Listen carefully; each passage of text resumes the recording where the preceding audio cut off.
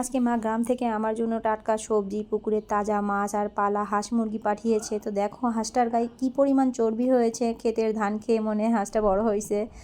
তো আজকে নারিকেল আলু দিয়ে আমি হাঁসের মাংসের পাতলা ঝোল করবো। আর আমার হাজব্যান্ড প্রচণ্ড হাঁসের মাংস খেতে পছন্দ করে, এজন্য তার মায়ের মতো করে রান্না করার চেষ্টা করবো। আর আমার শাশুড়ি মায়ের রান্না দুর্দান্ত হয়ে থাকে, দুর্দান্ত স্বাদ এক কথায়। তো ওরকম করে রান্না করার চেষ্টা করবো। আর গ্রাম থেকে কোনো কিছু বাসায় আসলে সেটা মানে ভাষায় প্রকাশ করতে পারবো না, এত আনন্দ লাগে। ছোটোবেলায় যেরকম নিজের ঘরের হাঁস পুকুরের মাছ দিয়ে আমরা বনভোজন করতাম, সেরকম মনে হয়। গ্রামের সব কিছুই ভালো লাগে, গ্রামের পরিবেশ ভালো লাগে, গ্রামে থাকতে ভালো লাগে, গ্রামে ঘুরতে ভালো লাগে। এক কথায় গ্রামের মানে তুলনা দেওয়া যাবে না, এত ভালো লাগে। তো আমার মায়ের পালা হাঁস আজকে আমি তোমাদেরকে শাশুড়ি মায়ের রান্নার মতো করে রান্না করে দেখালাম। যদি ভালো লাগে তো অবশ্যই আমাদের চ্যানেলটা সাবস্ক্রাইব করে দিও। দুই মায়ের ভালোবাসা নিয়ে এই ভিডিওটা করলাম। তো সবাই ভালো থাকবে, আল্লাহ হাফেজ।